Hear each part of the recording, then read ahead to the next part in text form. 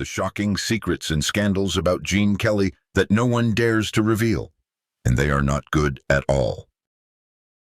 Gene Kelly, the name that evokes joyful dances in the rain, radiant smiles in classic musical films, but behind that glamorous facade is a complex person, full of insecurities and actions that make us rethink everything. First, let's go back in time to 1912, when Eugene Curran Kelly was born in the East Liberty neighborhood of Pittsburgh, Pennsylvania. On August 23rd, he was the third son in a family of 5 siblings, with his father being James Patrick Joseph Kelly, a phonograph salesman from Peterborough, Ontario, Canada, of Irish-Canadian descent. His mother, Harriet Catherine Curran, had a grandfather from Derry, Ireland, and a grandmother of German origin. The Kelly family lived in a typical working-class neighborhood in Pittsburgh, where life was not easy, especially for immigrant families. From a young age, Gene was forced by his mother, a strong and determined woman, to learn dancing with his brother James, starting at age 8, just to accompany their sisters. Can you imagine it? An 8-year-old boy, mocked by neighborhood friends, called sissy or viado, derogatory terms for homosexuality back then, leading Gene and his brother to frequently fight with the neighborhood kids. That caused young Gene so much pain that he immediately quit dance lessons and didn't touch it again until he was 15. Instead, he threw himself into more masculine sports: football, baseball, ice hockey, and gymnastics. Those activities not only built his muscular, athletic body, which later became his trademark on screen, but also helped him construct a real man image to counter the taunts. But deep inside, the complex about his modest height of only 1.70 meters, combined with the scar on his cheek from a childhood bicycle accident, a metal rod pierced through his cheek, planted the seeds for lifelong insecurities. He grew up in a strict Irish Catholic family, attending St. Raphael Elementary School in Pittsburgh's Morningside neighborhood, and graduating from Peabody High School at age 16. In childhood, Gene dreamed of becoming a professional baseball player, playing shortstop for the Pittsburgh Pirates, and he often participated in street games, honing the agility that he later applied to dancing. You all surely understand better than anyone that childhood shapes us profoundly. For Gene Kelly, those taunts were not just childish jokes, but real emotional wounds, making him always strive to prove he was a real man, strong and masculine. And it was precisely that which pushed him into the world of dance, a field once considered feminine and weak by American society. But Gene turned it into a modern masculine symbol with an athletic, dynamic style, completely different from the aristocratic elegance of Fred Astaire. He once said he wanted to create dance for the ordinary man, and that stemmed from his own difficult childhood experiences in Pittsburgh. After high school graduation, Gene initially enrolled in journalism at Pennsylvania State College, but the Great Depression of 1929 hit, forcing him to drop out to support his family. He began creating dances with his younger brother Fred to perform in the local talent contests and nightclubs, earning money through small shows. In 1931, he enrolled in economics at the University of Pittsburgh, joined the Theta Kappa Phi fraternity, later Phi Kappa Theta, and became active in the school's Cap and Gown Club, where he directed and choreographed original musicals from 1934 to 1938. He graduated in 1933 with an economics degree and was even accepted into the University of Pittsburgh Law School, but only studied for 2 months before quitting to focus on dance and entertainment. During this time, the Kelly family opened the Gene Kelly Studio of the Dance in Squirrel Hill in 1932, with a second branch in Johnstown, Pennsylvania in 1933. Gene taught dance there throughout his college years, and he also choreographed annual performances at the Beth Shalom Synagogue for 7 years, until moving to New York in 1937 to seek choreography opportunities. Imagine this scene. In 1937, Gene Kelly arrived in New York with big dreams, but initially failed to find choreography work, forcing him to return to Pittsburgh. But just a year later, he came back and got his first stage role in Charles Gaynor's musical revue Hold Your Hats at the Pittsburgh Playhouse in 1938. Then he made his Broadway debut in Leave It to Me, 1938 to 1939, playing the secretary to the American ambassador. His real breakthrough came with William Saroyan's The Time of Your Life, 1939 to 1940, where he danced to his own choreography, and especially Pal Joey, 1940 to 1941. The musical that made him a star, with the lead role as the womanizing Joey Evans. This show not only brought fame but also attracted Hollywood's attention. He continued choreographing Best Foot Forward, 1941 to 1942, before signing a contract with David O. Selznick and moving to Hollywood. In 1939, at age 27, Gene met Betsy Blair, a 15-year-old girl, a talented choreographer and actress. They fell deeply in love, but as Betsy later recounted in her 2003 autobiography, The Memory of All That, Gene wanted a woman who was flexible and easy to control, a young girl he could shape to his liking. They did not have sexual relations right away, but only kissed, and they married when Betsy turned 17 in 1941. That was the start of a highly complex relationship, where Betsy, a staunch Marxist activist, nearly joining the Communist Party, profoundly influenced Gene's political views. He once wrote a letter refusing to work for Louis B. Mayer, the legendary MGM boss, harshly calling him a right-wing bum. Eventually, David O. Selznick, the famous producer of Gone with the Wind, signed Gene, but Mayer initially disparaged him. Too short, too sensual, not friendly, not right for us. Nonetheless, Gene debuted in 1942 with For Me and My Gal alongside Judy Garland, and though the film was a huge success, he still felt insecure about his high voice, exaggerated stage gestures, and was even shocked seeing his kiss on the big screen, making him think he was a terrible failure. The marriage to Betsy lasted until 1957, and they had a daughter named Carrie, born in 1942. But the scandals started from here. Gene had an affair with Jean Coyne, the ex-wife of his close friend Stanley Donen, leading to divorce and the end of their decades-long creative partnership. You know, Gene Kelly was not the typical Hollywood gallant. The scar on his cheek made him not perfect by leading man standards like Cary Grant or Clark Gable. But it was precisely that which gave him a folksy appeal, making him a symbol of the real man among polished stars.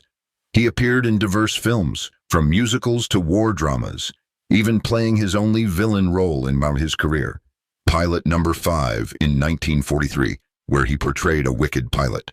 But the real turning point came when he convinced MGM to hire Stanley Donen, his talented 19-year-old friend, as choreographer.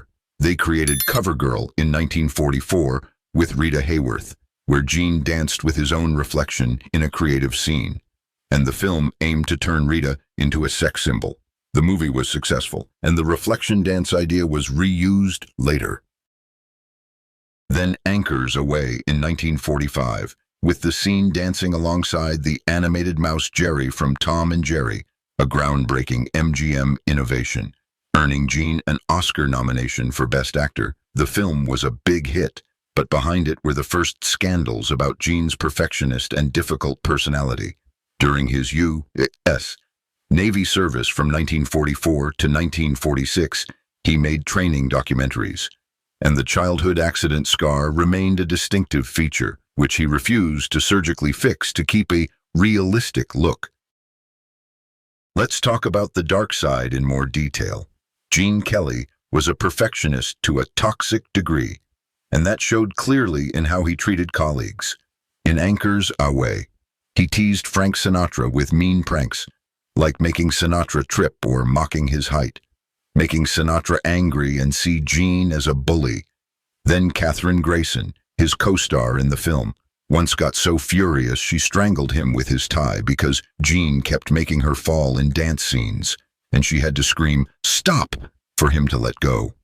In The Three Musketeers in 1948, he threw Lana Turner to the floor too hard in an action scene, breaking her elbow and forcing her off set for weeks, leading to criticism from the crew. Esther Williams, in Take Me Out to the Ball Game in 1949, had to hunch and bend over to not appear taller than him on screen, due to Gene's height complex, and she later called Gene a fool who could dance. Even saying working with him was real misery, because he demanded she arch her back to the point of spinal pain. Even in a volleyball game at his Beverly Hills home, where Gene and Betsy often hosted parties with friends like Judy Garland and Frank Sinatra, Gene got so angry from losing that he stomped his foot hard enough to break his ankle, forcing him to drop out of Easter Parade in 1948, and Fred Astaire, his idol, had to be pulled from retirement to replace him. Gene admired Astaire to the point of calling him the aristocrat of dance, while seeing himself as the proletariat with an athletic, casual style, showcasing muscles and physique, completely different from Astaire's elegant suit and top hat image.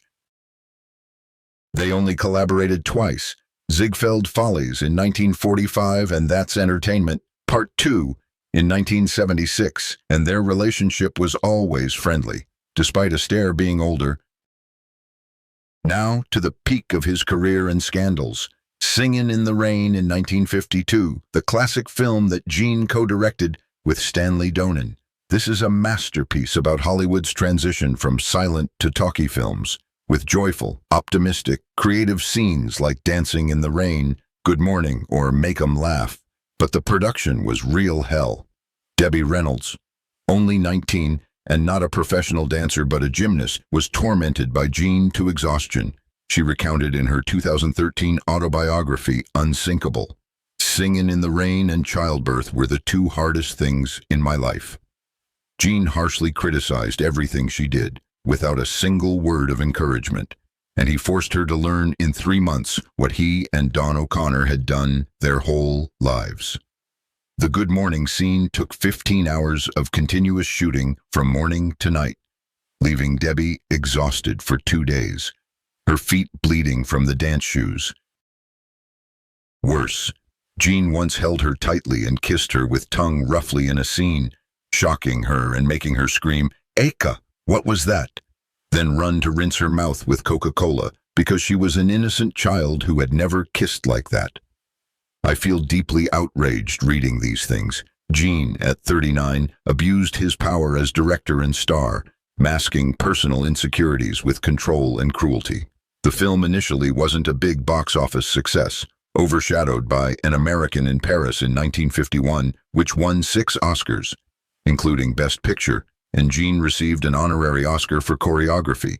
But after 25 years, Singin' in the Rain was recognized as a masterpiece, topping AFI's list of best musical films. You surely remember the McCarthyism era, the communist witch hunt in the 1950s in America under Senator Joseph McCarthy, where anyone with leftist views was persecuted. Betsy Blair was targeted for her political activities, and to protect his wife, Gene had to negotiate with MGM to take the family to Europe, using frozen studio funds there to produce films like It's a Big Country in 1951. But upon returning to America in 1953, the golden age of musical films had declined due to the rise of television and rock and roll.